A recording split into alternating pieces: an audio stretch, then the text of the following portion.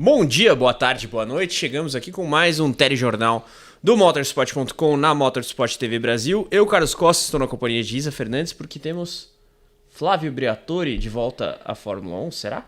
Eu adorei o telejornal. Bancada, boa noite. Tô me sentindo aqui meio a Renata Vasconcelos nesse momento. Mas olá pra todo mundo que tá assistindo a gente. O Briatore, ele pode dar as caras novamente. Lembrando que ele nunca deixou de dar, na verdade, as caras. As pessoas podem até achar que ele foi... Vamos relembrar aqui a situação do Briatore, né? Depois de tudo que aconteceu com o Singapura Gate, ele foi banido do esporte em 2009, ali no final de 2009. Mas ele foi considerado, entre aspas, assim, como inocente depois de um tempo. E ele recebeu a permissão para voltar à Fórmula 1. Reverteram o banimento em 2013, basicamente. Tem muita gente que ainda acha que ele tá banido e ele não tá. E atualmente o Briatore, inclusive, trabalha pra Fórmula 1. Pra quem não sabe, ele trabalha como uma ponte entre a categoria e novos patrocinadores. Então ele tá ali dentro da categoria de uma forma ou de outra, mas agora ele pode receber um cargo um pouco mais visível, já que há conversas de que ele estaria aí conseguindo um lugar na Alpine, e ele seria mesmo como um supervisor geral, esse cargo dele. A Alpine, ela nem confirma nem nega. Ela diz que ela faz contato com diversas pessoas, né, de diversos ramos, mas ela não comenta especificamente determinados casos. Mas não nega, mas também não confirma. Então, esse possível retorno do Briatore, né, depois de sair da Renault, de ser chefe de equipe da Renault, é para tentar ajudar a Alpine a dar uma melhorada, porque a situação por lá tá completamente, quase terra arrasada, tá uma confusão danada, e aí o Briatore, ele chega como uma possível tentativa da equipe de fazer levantar ali o astral, o moral, enfim, de dar uma mudança de patamar dentro da Alpine. Arrumar a casinha, né? Exato. Aí é importante o que a Isa apontou com relação ao cargo. Ele não seria chefe de equipe, mas seria ele um supervisor, alguma coisa parecida com o que faz talvez o Martin Whitmarsh na Aston Martin, porque ele é o CEO do Aston Martin Group, mas o chefão, sabemos, é o Lawrence Stroll. A equipe de Silverstone tem o Mike Crack como chefe e o Martin Whitmarsh está ali entre, digamos, os dois, né? O Stroll e o Crack. Então poderia ser algo nessa linha. E o Briatore tá aí aventado, quem sabe, para desagrado de muitos fãs da Fórmula 1 como no mínimo, retorno. um possível retorno controverso, né? Que vai gerar muito debate aqui. E ele, é até bom, né? Você falou, nunca deixou de dar as caras, segue como manager do Fernando Alonso e tudo mais. Mas, ainda tratando de Alpine, em meio a toda essa crise, né, Isa? Já se especulou venda para Andretti, que tenta aí a sua entrada no grid da Fórmula 1. Agora surge uma potencial nova interessada em adquirir o time de Enstone. Conta pra gente. De acordo com o Joe Saward, né, que lançou, inclusive, neste dia 29, que é o dia que foi gravado esse vídeo, é o Green Notebook de Mônaco. E uma das... Green Notebook, para quem não acompanha o trabalho do Joe Saward, ali é a publicação periódica dele em que ele traz uma série de informações. Né? Começa contando sobre algum caso que aconteceu e no meio tem dezenas de informações factuais sobre as conversas, né, os rumores, enfim, os burburinhos do paddock. E um deles é que a Alpine poderia ser comprada pela empresa chinesa, a Geely. Ela fez uma parceria com a Renault, as duas elas compraram ali, elas estão juntas numa empresa chamada Horse. Que é uma fábrica de motores. Exato, né? E o que tudo indica seria como uma saída da Renault para a entrada da Geely na Alpine. Então, meio que deixaria de ser Renault para passar a ser Geely, mas ao mesmo tempo continuaria sendo meio que Renault, entre aspas. Porque tem essa parceria na Horse, como a Isa bem explicou, entre a marca de automóveis da França e a marca da China, né? Seria uma venda da Alpine, equipe de Fórmula 1, não necessariamente da marca de carros esportivos de propriedade da Renault, mas é um novo rumor interessante até observar esses aspectos de mercado, né? Porque a Geely é uma das acionistas da Aston Martin. Uma das 328. Então, mas é uma das três que mais tem ações da Aston Martin. Sim. O primeiro é o Lawrence Stroll, o segundo é o fundo público saudita, né? E aí a Geely aparece como o terceiro colocado ali entre os stakeholders da Aston Martin Lagonda.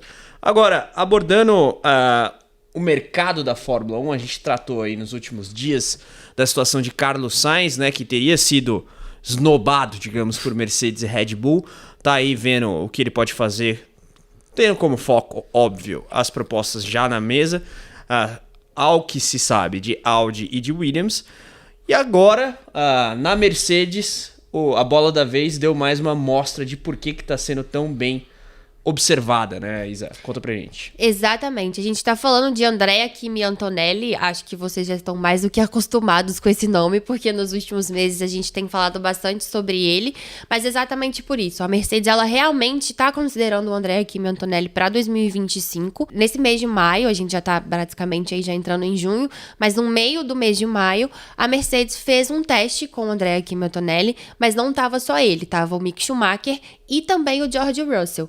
E aí o grande ponto desse teste é que eles fizeram simulações de volta lançada, ali, simulação de classificação e simulação de corrida, usando o carro de 2022. E na simulação de corrida, o Andrea Kimi Antonelli foi melhor do que o George Russell. E isso teria impressionado muito a Mercedes. E a partir desse teste, eles já meio que tomaram realmente a decisão de colocá-lo para substituir o Hamilton em 2025, na próxima temporada, que ele vai para a Ferrari. Então, assim, a gente ainda tem que acompanhar essa situação um pouco mais de perto, porque o Antonelli, como vocês devem saber, mas sempre bom lembrar, ele ainda não tem 18 anos, ele precisaria aí talvez de uma exceção da FIA para ele ter a superlicença, caso ele quisesse já entrar esse ano, o que eu acho que não vai acontecer. Acredito que a Williams vai manter o Sargent até o fim do ano, e aí no próximo ano, já com os 18 anos, que ele faz em agosto, ele assume esse assento. Então o Antonelli, que está na Fórmula 2, uma das estrelas da Fórmula 2 desse ano, que todo mundo está de olho no desempenho dele, aposta-se que ele vai ser o campeão, mas a gente não sabe, até porque é o primeiro ano, ele pulou a Fórmula 3, então tem muita gente mais experiente do que ele lá que pode dificultar a vida dele, mas o que se sabe do Andrea Kimi Antonelli é que ele é um diamante a ser lapidado, assim como o Piastri chegou na Fórmula 1, e a Mercedes aposta muito nele. Então, todos os rumores indicam que eles realmente não vão contar com o Sainz, que eles não querem ter o Sainz na Mercedes para poder subir o Antonelli no ano que vem. E aí a gente fica de olho na situação do Sargent, que a Isa citou, né? Porque havia uma expectativa do Antonelli substituir o piloto norte-americano na Williams já a partir do GP de Emília-Romanha em Imola, mas isso dependia de uma liberação da FIA por conta da idade, né? Ele tem os pontos da superlicença por ser o campeão da Fórmula 3 regional europeia, a FRECA, na sigla em inglês, mas ainda não tem a idade mínima. Agora a gente fica de olho com relação ao GP da Itália, porque já surgiu a informação de que em Monza essa substituição pode acontecer, e no GP da Itália o Antonelli já vai ter os seus 18 anos completados. Vamos ficar de olho nessa história. E agora a gente se foca no fundão do grid ainda com relação ao mercado de pilotos, Cisa, porque o Green Notebook aí do Joe Saward, já referido, trata de duas possibilidades na dança das cadeiras da F1 que já foram, assim, aventadas, mas pouco divulgadas, coloquemos assim. Estamos falando de dois pilotos em momentos opostos. Um que está bem sólido, inclusive, nessa temporada 2024, e o outro que está correndo risco de ser rebaixado. Exatamente. A gente está falando de Ocon, né, e Tsunoda. Ou Tsunoda, como preferirem. Mas vamos falar primeiro, então, do Tsunoda. A situação dele se a gente for parar para olhar em relação a 2023 para 2024, ela é extremamente confortável, porque ele pode permanecer na RB ou ir para uma outra equipe que queira, e essa equipe poderia ser a Audi. A Audi está bastante interessada em contar com o Tsunoda, caso o Carlos Sainz realmente não aceite a proposta deles. O Tsunoda aparece como o primeiro na lista, já que eles já levaram o Hülkenberg, que era a prioridade número 1, por ser alemão. E aí o Tsunoda, com todo esse rendimento que ele está mostrando na RB, lembrando que o Tsunoda é o 10º colocado do campeonato, com 19 pontos, é bastante coisa. Das 8 etapas, ele pontuou em 6, então é muita coisa. Para um carro limitado como é o da RB, em comparação com o Daniel Ricciardo, por exemplo, que pontuou uma etapa apenas. E, enfim, então a Audi tem ele como prioridade, mas ao mesmo tempo a RB não quer abrir mão dos seus dois pilotos. O Peter Bayer deu uma entrevista recentemente, onde ele fala que ele está muito satisfeito com o que ele tem, e que eles não conversam na equipe sobre 2025, sobre mudanças para 2025, porque eles acreditam que não há necessidade de uma troca. O que dá a entender que o Lawson não vai ter vez num assento. Dificilmente ele vai para a Red Bull, já que a Red Bull está pensando em realmente renovar o contrato com o Pérez.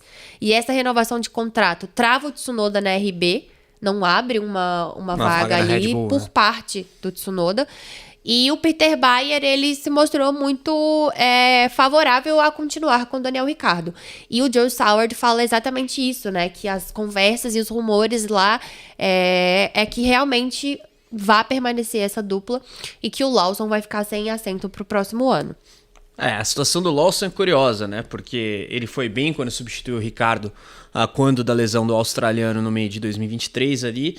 E o Tsunoda também tem um aspecto político por trás em função do apadrinhamento que a Honda tem ao piloto japonês. Honda é essa que sairá do grupo Red Bull na Fórmula 1 rumo à Aston Martin. Até por isso o Yuki já foi especulado na própria Aston Martin, mas agora com o Alonso sabendo que vai entrar na nova era de motores da Fórmula 1 em 2026 com a equipe de Silverstone e o Stroll, com a situação que o Stroll tem, né? Não vale nem alongar aqui, não se sabe se haverá uma vaga para o Tsunoda. Então a Audi tenta jogar com isso. Curiosamente, até uma outra opção da Audi ao Carlos Sainz era, pelo menos até pouco tempo atrás, o Esteban Ocon, que agora corre o risco de ficar no banco de reservas da Alpine no GP do Canadá por conta do entreveiro do Gasly, mas ele pode pintar numa outra equipe do fundo do grid.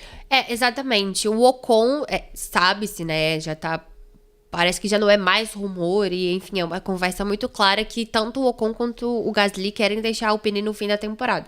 Eles têm contrato até 2024 e nenhum dos dois tá pensando em renovar. O nome do Ocon, ele tá sendo vinculado, né, e veiculado também com várias equipes nesse momento, porque o Ocon, querendo ou não, é um piloto que que é consistente e é mais novo que o Gasly. Então ele ainda tem ali um gás para poder tirar e não tá no seu último contrato grande, vamos colocar assim. Mas o Ocon, ele foi especulado na Williams também, há um tempo atrás, além do Bottas. O nome dele também foi especulado e foi, enfim, ligado à Audi, e agora ele tá sendo especulado na Haas. O Joe Saward, mais uma vez, traz que a grande conversa do Ocon é realmente com a Haas para 2025, para fazer ali a dupla com o Ollie Bearman, que o Magnussen muito provavelmente não deve seguir para a próxima temporada, e a gente entende o porquê dele não continuar. E o Hülkenberg, como todo mundo sabe, vai para a Audi. Então, o Esteban Ocon já estaria aí com essas conversas bem fortes e bem avançadas com a Haas para 2025. Gostei do Ollie Bearman. Óbvio, Oliver Bearman, pra quem não tá Juro, familiarizado. Eu esqueci o nome dele, eu lembrei só do apelido. Então eu falei, vou falar o que eu sei aqui agora pra poder entenderem quem é. Boa, é isso aí. O Oliver Bearman, que teve a participação já no campeonato desse ano com a Ferrari em substituição ao Carlos Sainz por conta da Pint City, do piloto espanhol, no GP da Arábia Saudita. Chegou em 7º num bom desempenho ali em Jeddah. Mas, enfim, notícias de mercado de pilotos devidamente abordadas.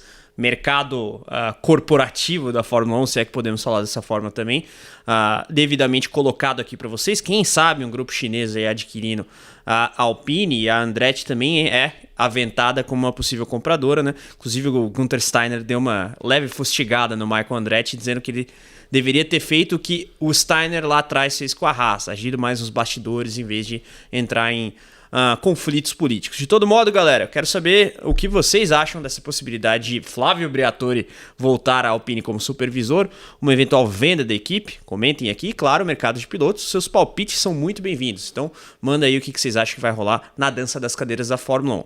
Não se esqueçam dos likes, inscrição, notificação ativada também, e cogitem ser assinantes do nosso clube de membros. É só clicar em Seja Membro logo abaixo aqui para conferir os pacotes de conteúdos. Isa, obrigado demais. Tamo junto. Galera, a gente se vê na próxima.